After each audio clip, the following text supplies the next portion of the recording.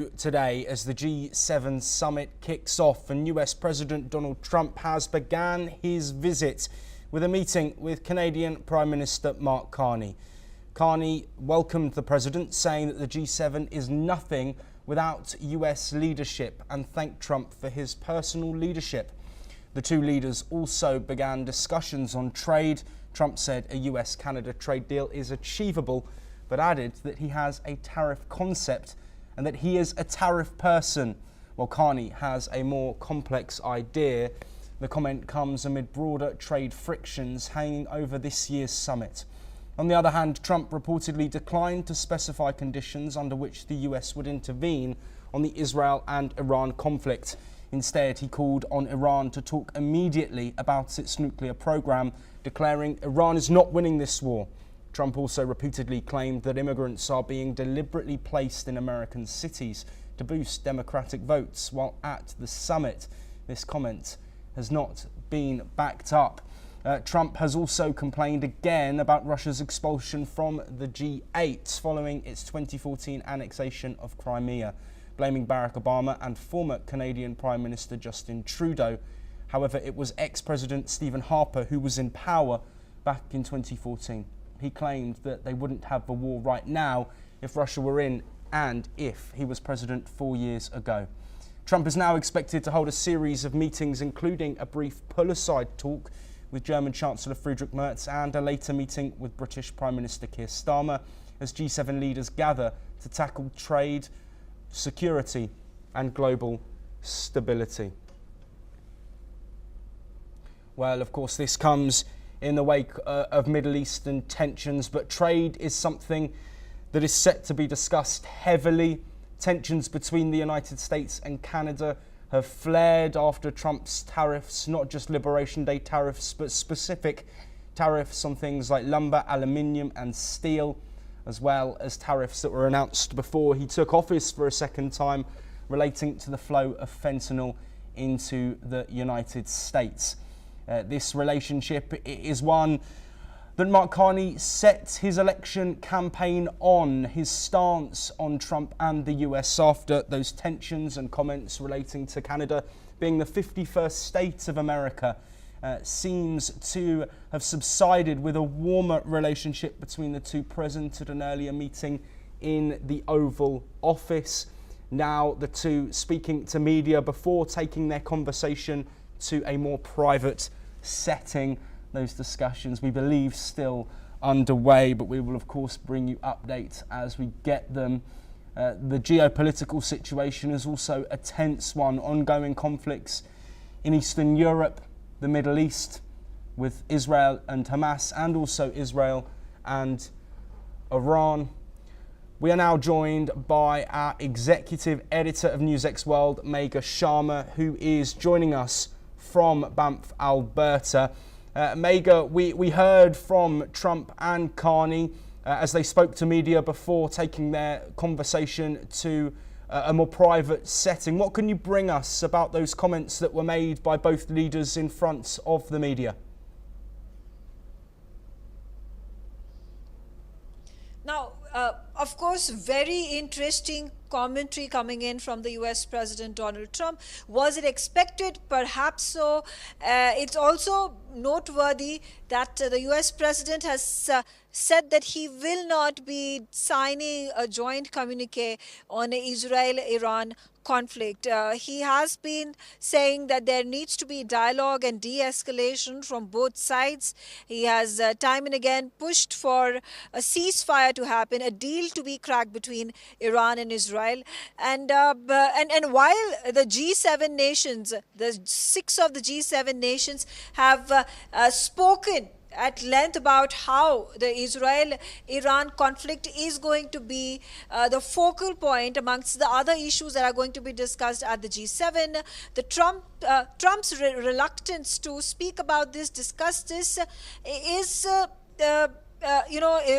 one has to reflect what is the reason that he has decided not to discuss this with the other G6 countries. Now, is he at this point of time wanting that US itself mediate a peace deal between both countries and Trump take all the credit it could be so because he has been doing so, whether it is the Ukraine-Russia conflict, whether he was meddling with the Pakistan-India military crisis that happened just a few weeks ago, whether it is about the Gaza-Israel crisis where a ceasefire attempts being made by several countries, including United States, to bring about a ceasefire. And now another conflict that has risen, a third one, which Trump is finding difficult to douse fires. And so yeah, I mean, and on top of it, if we take a look at the G7 nations who have stood united in their stance against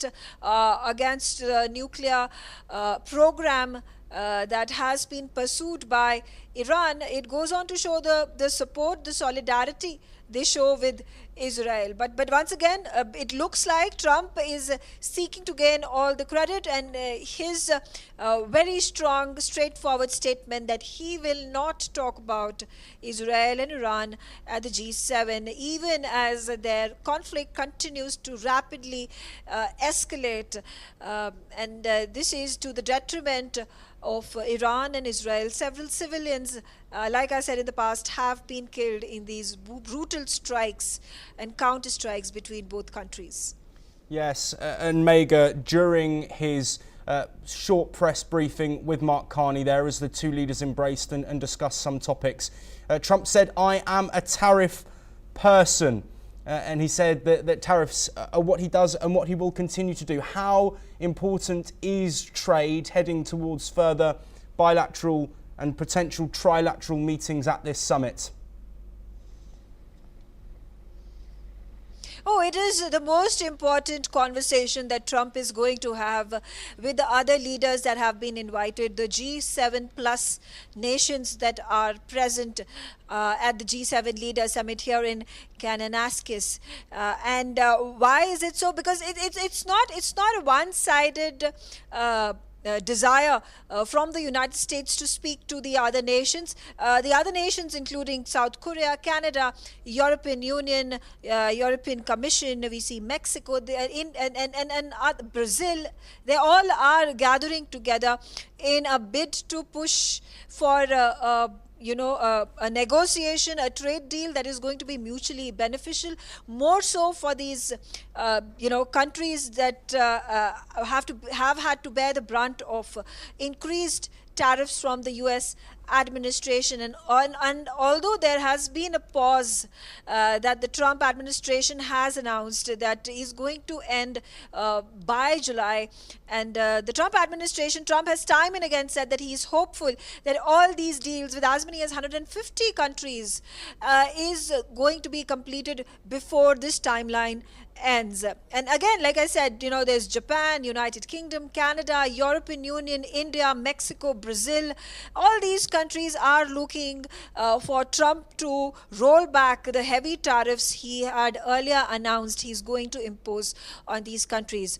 On the sidelines, we also got information that the European Union trade chief has met the U.S. trade representative Jamieson Greer. So again, trade talks happening between European Union and America. A statement that came from the EU President Ursula von der Leyen yesterday. She held a press conference ahead of the G7 summit, and she said that European Union outrightly rejects the illegal and unwarranted trade tariffs that have been imposed by the U.S. administration under Trump. So these are developments taking place. Trade and tariffs are going to be the focal point. Absolutely right on that. Trump has emphasized this time and again, and during this bilateral, when he was speaking with the press, it makes it all the more clear and obvious how the talks are going to move forward, especially from the American side. Yes, Megha Sharma, thank you ever so much for joining us live from Alberta. Trade is a key point of discussion. Joining us to dive deeper into that is Marina Yaloyan, who is a French journalist and director of the International Affairs at the Parliamentary Journal, who is joining us from Paris. Marina, thank you ever so much for being here with us. Of course, EU relations with the United States is something that has been tense at points, not just on trade, but also Russia and Ukraine, which we will come to. But looking at trade, of course, Emmanuel Macron at this summit as well, also Ursula von der Leyen. What are the EU looking for in discussions with Trump? It's a complicated, multi-layered question you're asking here. Well, I think the first point is, of course, the Ukraine-Russia problem, war that needs to be resolved somehow. And Trump has been discussing directly with Vladimir Putin, and Emmanuel Macron, of course, is pushing for a more aggressive U.S. help to Ukraine, which Trump said he's not going to provide. So this is the first issue of disagreement, I think, that Europe and the U.S. will be having. I also think that it's interesting because Macron visited Greenland just before coming to the summit, which I think positions him it kind of juxtaposes the values that the Europe has versus Trump's position, where he wants to annex Greenland. So I think this is another point to look at, and another disagreement. Of course, climate also is another point where the two parties disagree, with Europe placing climate much higher in the stakes than the US, and also, by the way, Canada, because with wildfires raging in Canada every year, it's really complicated, and it's an issue that's definitely high up on the agenda, while I think that with the US, as we mentioned rightly just before that, the main issue is really trade, and also potentially the war in the Middle East. So I think there are quite a lot of disagreements and tensions in this summit that are interesting, and also, it's all, we can see there will be no joint statement at the end of the summit, and it's kind of a flashpoint moment. I think that stakes haven't been this high in years, and so we'll see what will come out of this. Yes, and Marina, I want to look at Emmanuel Macron himself. Of course, French politics has faced difficulty from his point of view, a rise of right-wing politics. And what do you think his agenda is, aside from the EU agenda, aside from EU trade, and of course the Russia-Ukraine conflict? What's Macron really caring about as he gets ready for this meeting and summit to take place? I think Macron, he definitely, from the beginning, I think he had this idea of, and that, was also debated in France quite a lot, where he saw Europe as kind of the United States of Europe, and a lot of politicians say it's not possible. And so he places himself, I think, at the head of this United States of Europe that's going to kind of come face to face with Trump. I really think he has this ambition of seeing himself as the leader of Europe at this point in time. And his policies are not extremely popular in France, and I think he tries definitely to gain international footage. When he, for example, I want to remind that several years ago he went, just before Vladimir Putin declared war, Macron was the one who actually volunteered to go and speak directly to Vladimir Putin about potentially stopping de-escalation. So he definitely has this great flavor for international, for positioning himself internationally as a prominent figure. Now, I don't think he has done much compared to the image that he wants to project, the strong leader of the European Union. I don't think he really, practically speaking, has managed to achieve much, but this is more a personal thing. Yes, Marina, if you stay with us, we're now joined by Dr. Charles Sinkala, who is an international relations expert, joining us from Johannesburg. Thank you ever so much, Dr. Sinkala, for being here. Of course, we know that this summit is not just being played out with the group of 7 leaders. We know that several other world leaders have been invited as well. One of those, Cyril Ramaphosa. How significant is it that the South African leader is at this summit. And what will he be looking for in these discussions, given South Africa's position as a growing economy and a leading economy within maybe a second tier of nations economically, along with Brazil, Russia, India, China, South Africa, of course, part of that BRICS group?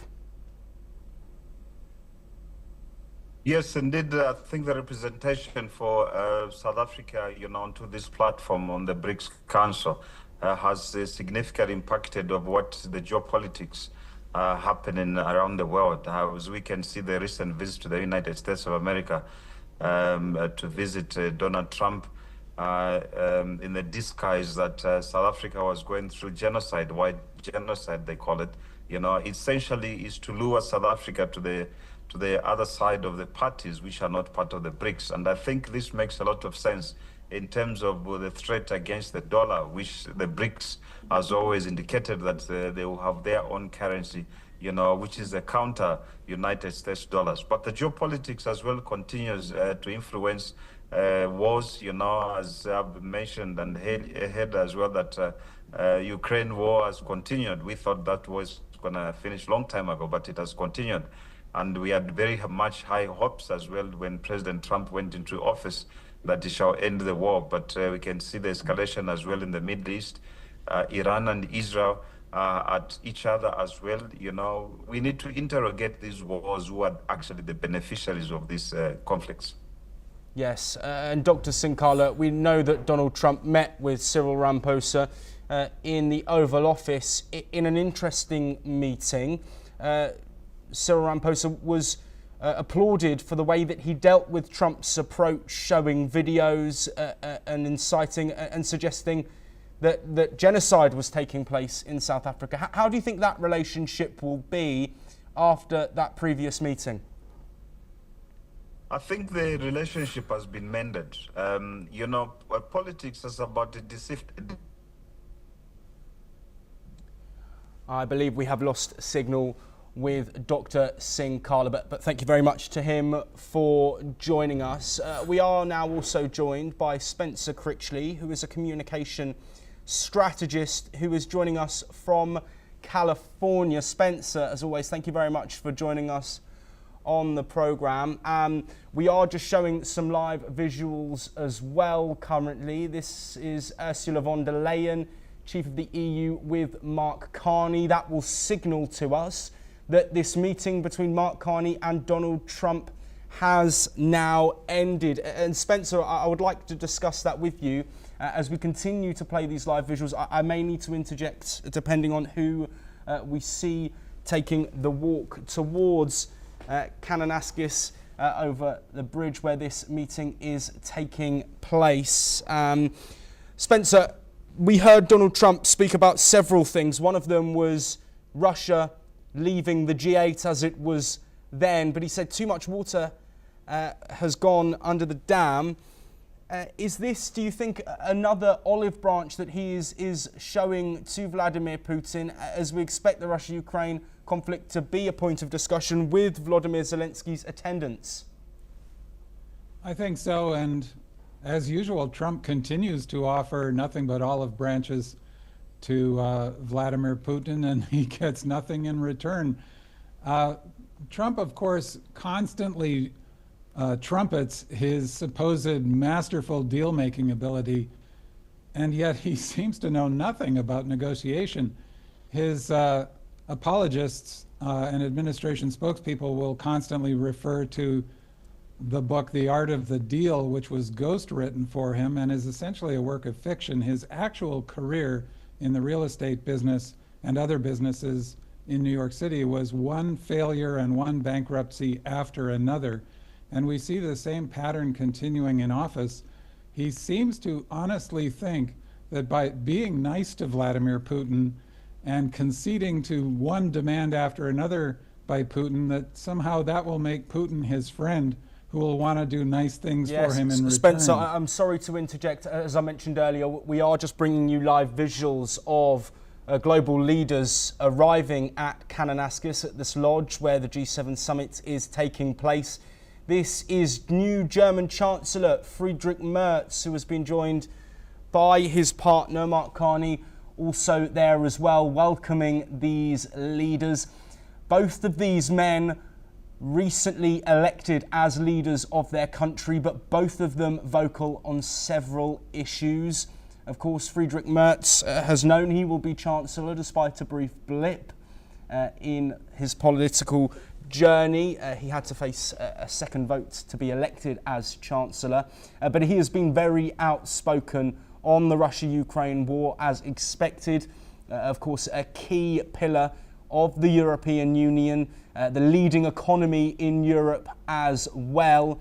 He's also spoken about ongoing geopolitical issues like the Iran and Israel war that has been ongoing. Spencer, I'm going to come back to you very briefly as more leaders are coming through.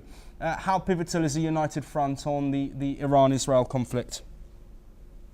Well, I think it's very important, and it's a question of just how united that front will be, again, with Donald Trump, unfortunately, being the wild card. The G7 is, largely focused on economics and security, but as part of the liberal democratic order, it's essentially meaningless if it's not also about democratic values. And, Trump's approach to everything is transactional, as he himself advertises. He seems not actually able to understand that it's possible for people to have a sincere commitment to values. And yes, here at home in the United States, he's dismantling democracy, so he's actually openly hostile to democratic values. Yes, Spencer, sorry to interject once more. Just to update you on those live visuals we are showing you. Japanese Prime Minister Shigeru Ishiba standing with Mark Carney after arriving.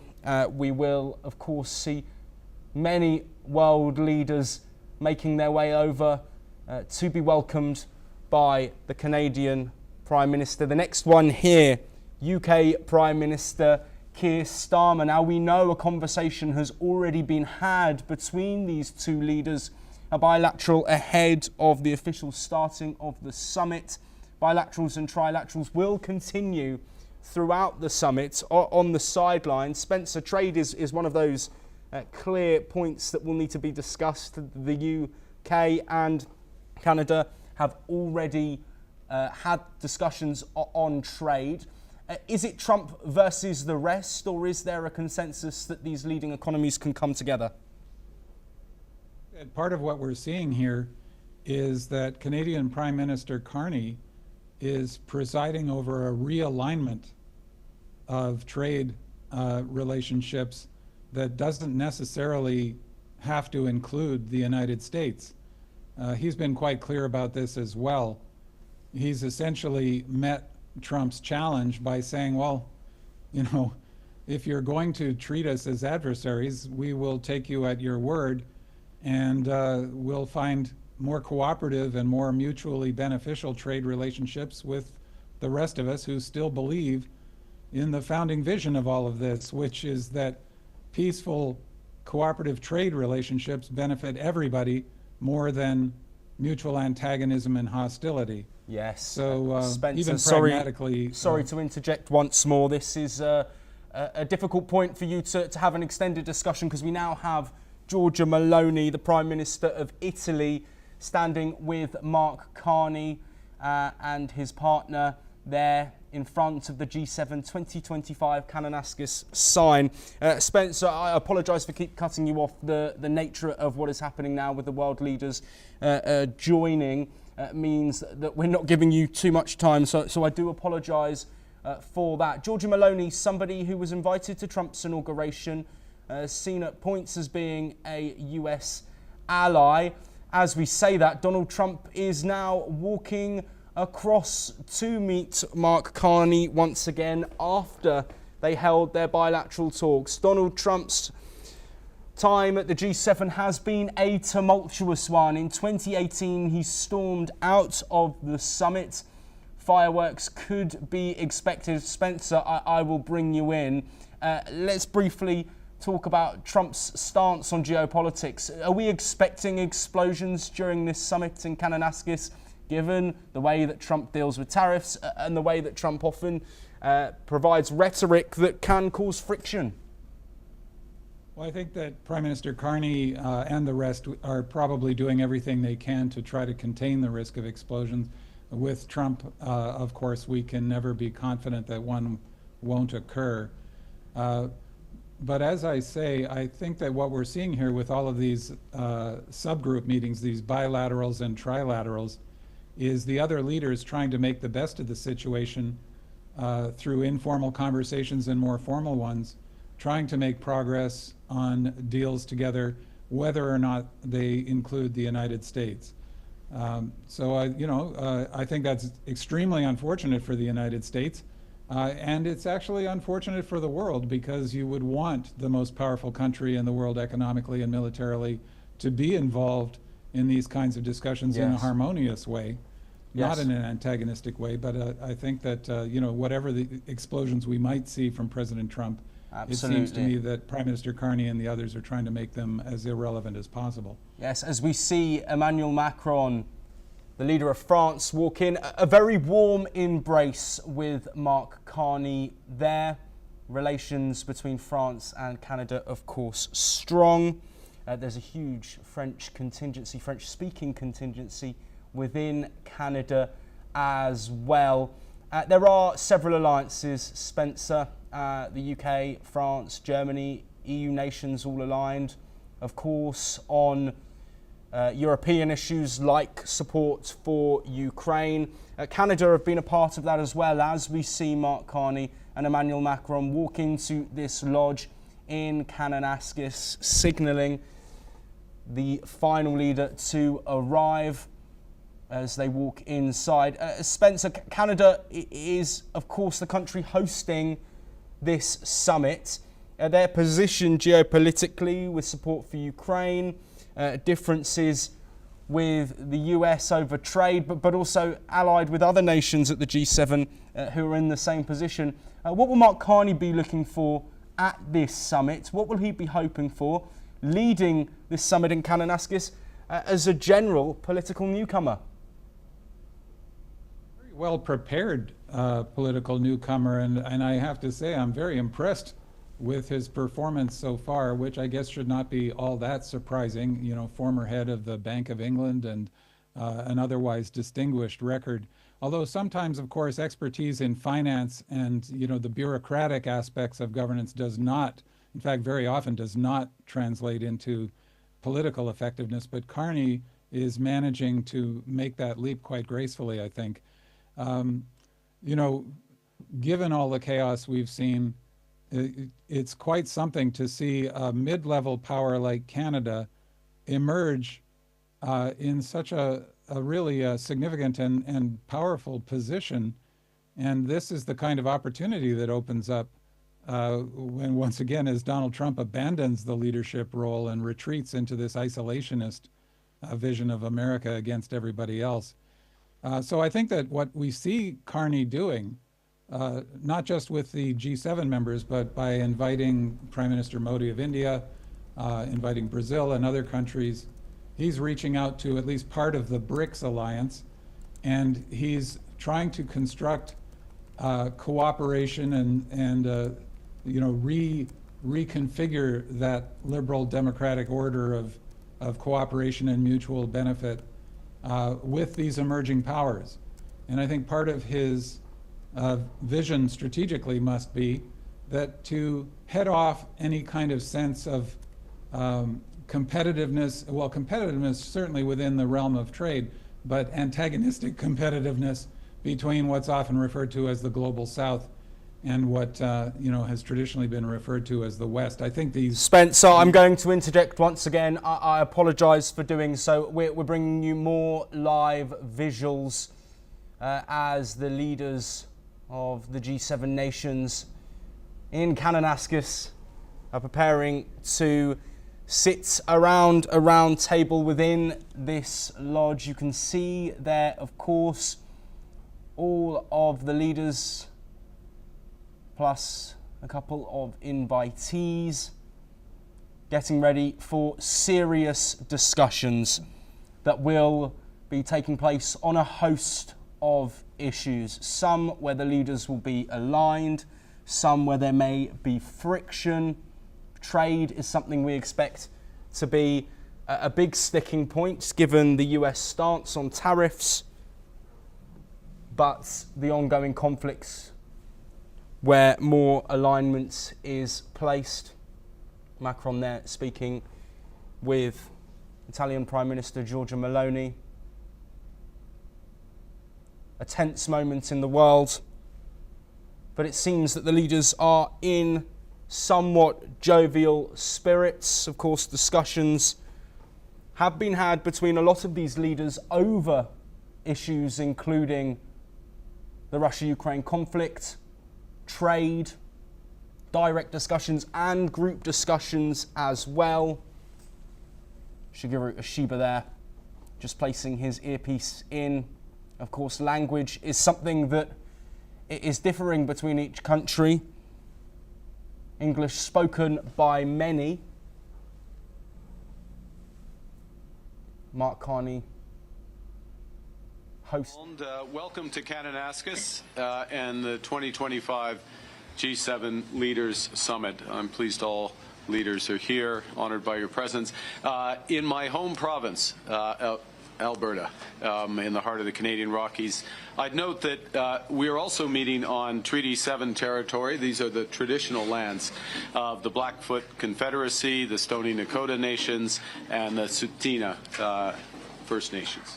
And we're gathering at one of those turning points in history. I think we all recognize that turning point where the world looks to this table for leadership. 50 years ago, in France, a group of leading industrial nations got together in the face of global economic and financial crisis. The end of the international monetary system is known. Stagflation threatening, challenges in the Middle East, geopolitical challenges in the Middle East. And it was the frank, informal discussions around that table in Rambouillet that led to a long period of decisions and prosperity at that time.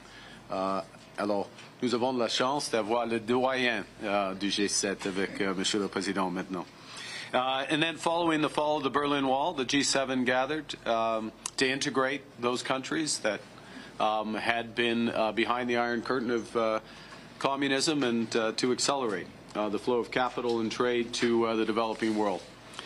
23 years ago, the G7 met here in Kananaskis. We were just talking about it. And that was when the world was still reeling from the aftershocks of 9/11, another turning point in history. And amongst the many decisions taken were control of the spread of weapons of mass destruction, a subject that we'll be coming back to. So as I said, we're meeting at one of those hinge moments, those turning points in history. The world's more divided and dangerous. Hostile states and terrorists have expanded their capabilities and their reach, threatening global security in our local communities. Global commerce, energy systems, even intelligence are all being rewired. En tant que membre du G7, nous avons la possibilité de façonner le monde de demain. Le monde plus sûr, plus prospère, plus juste et plus libre. Mais le G7 doit s'adapter pour arriver à ses fins. Nostalgia isn't a strategy. We have to change with the times and to build a better world. And some of you, such as you, Mr. President, have anticipated these massive changes and are taking bold measures to address them. All of us around this table are reinforcing our militaries and security services for the new world. But we all know that there can be no security without economic prosperity, and no prosperity without resilience. And in a world where shocks flow across the borders, that resilience comes from cooperation around that starts around this table.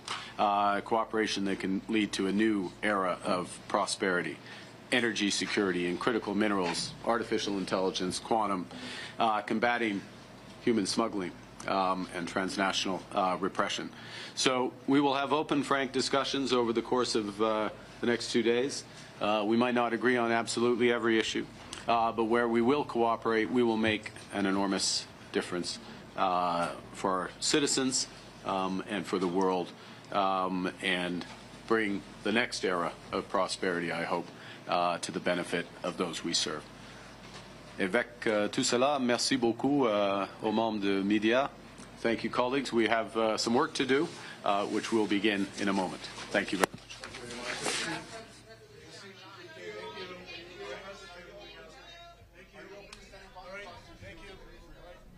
Well, as we heard there, Mark Carney opening this meeting of the leaders of the G7 nations.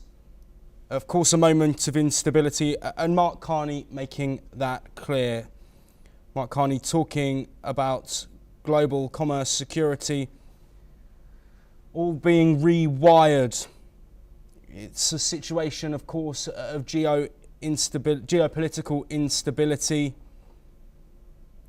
And Carney has made that clear, but said that work together can be possible. He's also spoken about the economy, saying that there can be no security without economic prosperity, and that no prosperity without resilience, and that can only be secured through cooperation. So this summit opened with clear rhetoric there from Mark Carney. Those discussions now will take place with the leaders. I'm going to bring back in our guest discussion now. And I'm going to head to Peter Baum, who is the foreign editor of the Weekly Blitz, who is joining us from London. Peter, of course, geopolitical instability. The latest flashpoint of that is the ongoing Iran-Israel tensions. These have become a flashpoint that is expected to dominate some parts of the discussion. But Donald Trump putting his stance out there, saying that he's not going to be willing to discuss it. He said he's not going to be willing to sign a joint statement. How important is it that unity is shown and that discussions are had with wider global ramifications evident given the regional instability? Yeah, I think any political observer, analyst that's interested in the G7 summit would have been staggered had there been a unified statement, a consensus of opinion that satisfied each and every participant of the G7.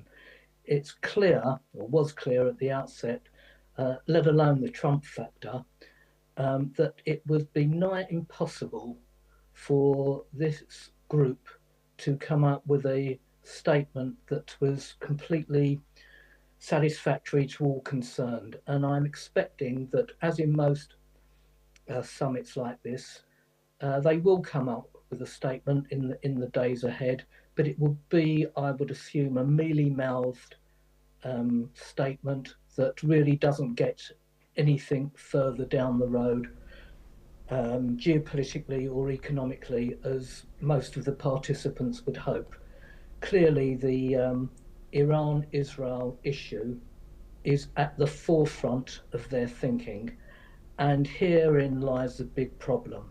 Because as we know, G7 is all about the geo-economy, and Iran could scupper any chances of future growth if they take certain steps regarding trade and shipping, destroying, the shipping routes and blocking the shipping routes, and that would certainly bring in the US and possibly the UK into the conflict. And no one wants a wider conflict, although Iran, being in a position of relative weakness, as we understand that she is at the moment, may have no other option. Yes, Peter, of course, a developing situation. And Mark Carney opened this summit by saying that we're gathering at a turning point in history. He then goes on to say that at a turning point where the world looks at us for leadership.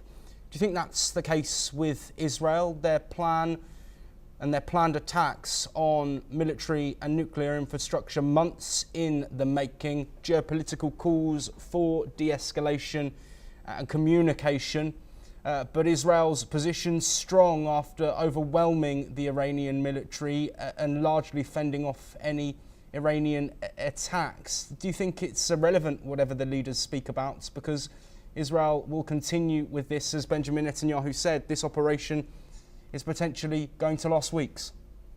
Joshua, you've absolutely hit the nail on the head. My gut feeling, and the gut feeling of other analysts globally who I'm in touch with virtually every minute of the day, is simply this. We truly believe that Israel is now hell-bent on and focused on regime change in Iran. Now, will she be allowed to achieve her objectives are dependent on two things. Firstly, how supportive Donald Trump would be of the Netanyahu government, and secondly, how capable is Iran in trying to deter the Israeli military objectives. We will certainly know the answers to that in, let's be realistic, 4 or 5 days ahead. But until that time, when Mark Carney says we are a turning point in history, I think he's right, because this could potentially see the end of regime change within Iran, which from an economic perspective, although there be clearly issues along the way, but from an economic perspective will clearly benefit in the long term G7. Short term, there will be huge problems, as we all know. But as I say, I think the outcome is dependent on the patience of Mr. Trump and the ability of the Israeli military and conversely, the ability of the Iranian military to defend themselves adequately. Yes, Peter, we have some breaking updates to bring. We earlier said that Iran's state TV headquarters in Tehran had reportedly been hit by an Israeli airstrike. That was according to local media. And earlier, Israel Defense Minister Israel Katz warned that Iran's state TV and radio were about to disappear. We're now showing you visuals of the strike. Let's take a listen to what the anchor on air said after this strike took place. بارز و آشکار مخالفت با آزادی بیان هستش. ساختمان خبر مورد هدف قرار نگرفت. آزادی بیان، صدای حقیقت، صدایی که صدای زنان، مردان و کودکانیه که در روزهای اخیر به شهادت رسیدند در واقع مورد هدف قرار گرفت. دشمن صهیونیستی باز هم دچار خطای محاسباتی شد در مورد نظام مقدس جمهوری اسلامی ایران. Well, updates there. Spencer Critchley, I'm going to come to you once again, and I want to stay on the topic of Iran-Israel tensions. Of course, US intervention could lead to further escalation. We heard Iran talk about US involvement and what the impacts could be on US military bases and shipping. Is it in the best interests of the world, Spencer, that the US don't get involved in this, or could it be beneficial if they do to end the conflict sooner, with Trump voicing his opinions about getting a deal done? I think that once again, and I'm sorry that, you know, I return to Donald Trump as a political figure so often, but he really is extremely important in all of these stories. And, you know, usually attacks on somebody's character, I think, should be set to the side when we're discussing politics. But in Trump, his personal character is the most important factor in all of this. So, you know, normally I would hope the United States would be involved in a peacemaking and security guaranteeing role. In this case, we have to be very nervous about the extent to which the United States gets involved, because you have this combination of course, of enormous power in the hands of an extremely impulsive, poorly informed leader. I think everybody is entirely right to be worried about where this could lead. I think perhaps one hopeful sign is the weakness of Iran, frankly, which might lead to the requirement that they negotiate soon. The regime is not only dictatorial and cruel, but incompetent, as they have shown. They have repeatedly shown that they are unable to protect the people of Iran. They have squandered their resources on funding other terrorist groups pursuing what amount to their imperialistic ambitions throughout the region. And it's also a feature of dictatorial governments that you encourage incompetence throughout your government and throughout your military, because dissent is so extremely dangerous. And so what that means is that stupid ideas at the top go unchallenged. And I think we're seeing that happen with Iran as well. Now, longer term, a military defeat of Iran, especially if it's a crushing military defeat, is no guarantee of security, as we've seen over and over again. Because ultimately, even in dictatorial societies, public opinion is crucial. This is why dictators invest so much effort in trying to suppress it. And, you know, Iran's opponents need to be very careful not to punish the Iranian people to the degree that it just breeds more resentment. I mean, much of what we see happening now is the price of interventions by the United States, Britain, and others in Iran during the 1950s, and we're still paying for it all these years later. That does not mean that that excuses the behavior of the Iranian mullahs. But, you know, whatever the military results of this are, they may bring a temporary peace, but they're nothing like a lasting solution. Yes, absolutely. We are getting reports. I will confirm this once we get it, but we are getting early reports that sirens have been heard over Israel with a potential Iranian strike being carried out. We will bring you more updates on that. That is an initial report, but I will go to some more breaking news that we have had first. And Israeli Prime Minister Benjamin Netanyahu has declared that eliminating Iran's supreme leader, Ayatollah Ali Khamenei, would end the conflict. His bold statement comes amid these escalating tensions between the two countries. Meanwhile, air raid sirens have been heard. That confirmation we are getting through now in the northern city of Haifa, as Iranian missiles were detected inbound. I just want to clarify if these visuals are live. I will get confirmation shortly, but it can be seen clearly here. The lights in the sky. Of course, Israel's Iron Dome defences, extremely pivotal to limiting the damage from these Iranian attacks. I'm just waiting for confirmation if this is a live visual.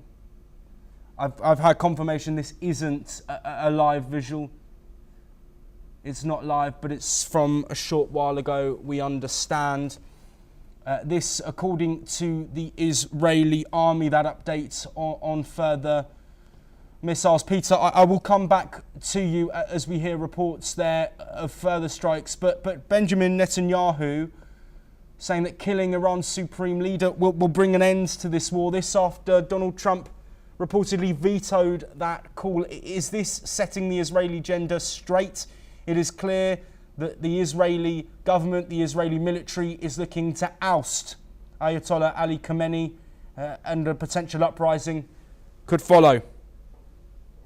Yes, indeed. I think that's the objective of the Netanyahu government, but just by eliminating the supreme leader may assist in Israel's objective, but it certainly it goes nowhere near for regime change, because the Iranians are quite capable of having in place his number two, who will then become the supreme leader, etc., as we've seen with all the terrorist groups. And it doesn't matter how many heads of the snake you eliminate, there is always another one. That will go some way, but I think the ultimate objective is what I suggested previously, was that Netanyahu and his government are now intent on complete regime change within Iran.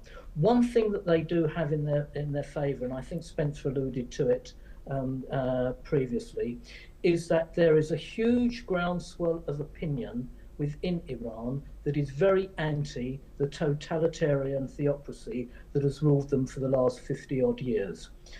And Israel must be careful not to alienate those that it is trying to assist in their cause in Iran, and bombing civilian areas may just do that.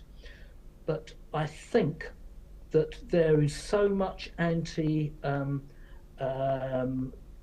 government feeling domestically that Israel's objectives may be helped but by that groundswell of opinion. Killing Khomeini will go some way, but certainly is not the be-all and end-all of the conflict. Yes, and Spencer, coming back to you, of course this information will be filtering through to the G7 leaders who are now in discussion. That comment from Benjamin Netanyahu about killing the Iranian supreme leader will also be coming through. How significant is this, that moment of instability and security being such a key point at the forefront of thinking currently with ongoing wars? Could the action that we're seeing in the Middle East potentially force the hand of the G7 leaders to make a statement or move further towards calling for de-escalation? Well, I think they are calling for de-escalation. I agree that we can't necessarily count on a unified statement about much coming out of the G7 for reasons that have been discussed. I want to emphasize that as much as I hate everything that Khamenei stands for, the totalitarianism, the cruelty, the suppression of women, the torture chambers, etc., etc. The assassination of a head of state, it's hard to picture a situation in which that's justified. I suppose Hitler comes to mind.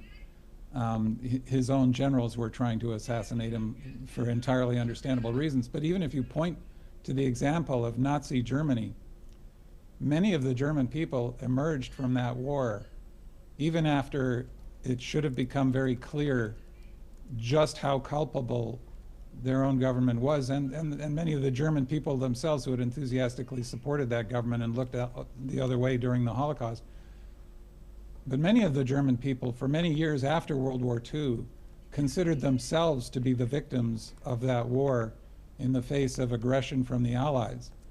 And a lot of that was encouraged and based on things like the massive bombings of German cities, including the most notorious among them, the firebombing of Dresden. And they referred to American and Allied airmen as terror flyers. So even the people of Iran, who have every reason to hate their government and to want to see it overthrown, I agree that it would be extremely risky to assassinate their leader, no matter how much they might hate him. I mean, if nothing else, they would, if there's to be an assassination, they'd want it to be at Iranian hands, as much as I hate to discuss such things. And certainly, if there's to be a change of government, people want to change their own government. The mere act of having your government change from the outside, we've seen again and again, breeds massive resentment. And whatever case you might make about the justice of replacing that government tends to be lost on people. Yes, Spencer, I bring another quick update to you. This from the State Department of the United States, saying that their citizens should not travel to Iran for any reason and should depart Iran immediately if they are there. Of course, Israel said that any further strikes from Iran would lead to the burning of Tehran. That was a couple of days ago, and we have seen persistent strikes from Iran targeting Israel. Peter, we only have a short time left, but I do want to come back to you. Is this the last roll of the dice from the Iranian government and the Iranian leaders looking at the decimation that has played out at their military facilities, nuclear facilities, and now targets of the media and key officials within the government? Is this really their last opportunity to strike before Israel's dominance in the air sees a complete wiping out of all military activity that is possible? Well, many of us, many political researchers, would like to think that that is the case. But it's remarkable how resilient the Iranians have been, and who knows what else they may have up their sleeve. It seems that they are getting weaker by the day. That's what appears to be the case. However, the fact that they're able to continuously, night after night, to inflict damage on Israel, whose Iron Dome system is probably the best in the world, but not infallible as we've seen, is quite remarkable and very depressing for Israel and her allies. It could well be the last throw of the dice, Joshua, but I reckon we'll be talking together in 3 or 4 days' time and still seeing this tit-for-tat nightly bombardment, albeit with Iran gradually getting weaker. Peter Baum, thank you ever so much for joining us. Also, thank you to Spencer Critchley. The updates we will continue to bring you from the G7, but also the developing situation in the Middle East. Those tensions are key talking points, along with many others that we will continue to bring you through the night. We'll be back very shortly.